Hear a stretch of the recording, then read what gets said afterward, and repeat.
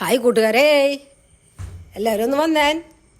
വായ നമുക്കേ ഇന്ന് നല്ലൊരു ബോട്ടി കറി വയ്ക്കാം. നേന്ത്രക്കായും ബോട്ടിയിട്ടിട്ട് ഒന്ന് വെച്ച് നോക്കാം. അപ്പം അതിനായിട്ട് ഞാനേ ബോട്ടി നല്ലോണം ഒന്ന് തിളപ്പിച്ച് ലേശം 2-3 പ്രാവശ്യമൊക്കെ നല്ലോണം കഴുകിയിട്ടാണ്. നല്ലോണം ഒരു മണമൊക്കെ ഉണ്ടാവും അതിന്. അപ്പം നല്ലോണം നമ്മൾ കഴുകുക തന്നെ വേണം. അവനെ കഴുകി വെടുപ്പാക്കി എടുത്തിട്ട് ഞാനൊന്ന് തിളപ്പിക്കുക കൂടി ചെയ്തു. ഒരു ലേശം മഞ്ഞൾപ്പൊടി ഇട്ട് വെള്ളത്തിലിട്ടിട്ട് ഒന്ന് നല്ലോണം തിളപ്പിച്ച് അതിൻ്റെ പൊട്ട നെയ്യും അങ്ങനത്തെ സാധനങ്ങളൊക്കെ നല്ലോണം കളഞ്ഞ് അത് നല്ലോണം പിന്നെയും 2-3 പ്രാവശ്യമൊക്കെ കഴുകിയിട്ടാണ് ഞാൻ ഈ സാധനങ്ങൾ അതിൽ ചേർക്കുന്നത് കേട്ടോ. ഇഞ്ചി, പച്ചമുളക്, വെളുത്തുള്ളി, വേപ്പില, പിന്നെ നമ്മൾ കുറച്ച് ചെറുനാരങ്ങ നീര്. അപ്പോൾ ഇതൊന്ന് വേഗം വേവുവേ, പിന്നെ അതൊന്നൊരു പദം വരും. അപ്പോൾ അതും എല്ലാം മസാലകളൊക്കെ കൂട്ടിയിട്ട് പാകത്തിന് ഉപ്പ് ഇട്ടിട്ട് ഞാൻ ഒന്ന് നല്ലോണം അങ്ങോട്ട് കുറച്ച് വെളിച്ചെണ്ണ ഒഴിച്ച് നല്ലോണം തിരുമ്പി കൂട്ടി നമ്മൾ അടപ്പത്ത് വയ്ക്കാൻ കേട്ടോ. ഇതിപ്പം പെട്ടെന്നിനൊന്നും ശരിയാവണ ആളല്ല, വേവൊന്നും ഇല്ല ഇവൻ ശരിക്ക്.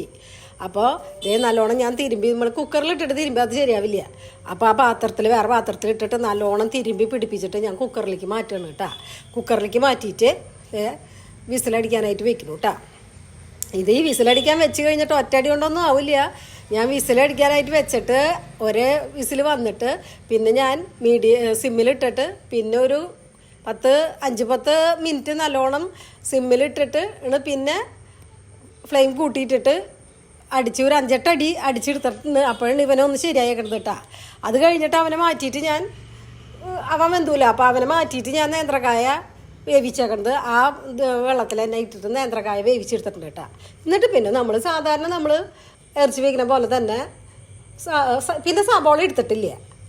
ഇഞ്ചിയും പച്ചമുളക്, വെളുത്തുള്ളി, ചുവന്നുള്ളി ഇട്ട് നല്ലോണം വഴറ്റിയതിന് ശേഷം അതിൽ മുളക് പൊടി, മല്ലിപ്പൊടി, കുരുമുളക് പൊടി നിർബന്ധം കേട്ടോ. കുരുമുളക് പൊടി, പിന്നെ നമ്മുടെ മസാലപ്പൊടി, ഗരം മസാല, എല്ലാ സാധനങ്ങളും ഇട്ടിട്ട് മൂപ്പിച്ചതിന് ശേഷം നമ്മുടെ ഇവനങ്ങോട്ട് തട്ടി കൊടുത്ത് രണ്ടാളി മിക്സ് ചെയ്ത് നമ്മുടെ ബോട്ടി കറി സൂപ്പറായിട്ടുണ്ട് കേട്ടോ. നല്ല ബോട്ടിയായിരുന്നു, കാരണം നല്ല ടേസ്റ്റും ഉണ്ടായി. കുറേ നാളായി ബോട്ടി നമ്മൾ കഴിച്ചിട്ടേ. അപ്പോൾ എല്ലാവർക്കും നല്ല ഇഷ്ടമായി ചെയ്തു. നിങ്ങളും ഇടയ്ക്കൊക്കെ സമയം കിട്ടുമ്പോഴും ഒക്കെ ഇവനെ കിട്ടുമ്പോൾ ഒന്ന് മേടിച്ചോ ഒന്ന് ശരിയാക്കി ചെയ്യട്ടെ.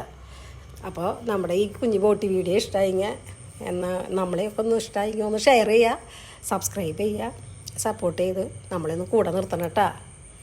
അപ്പോൾ അടുത്ത വീഡിയോയിൽ കാണാം കേട്ടോ.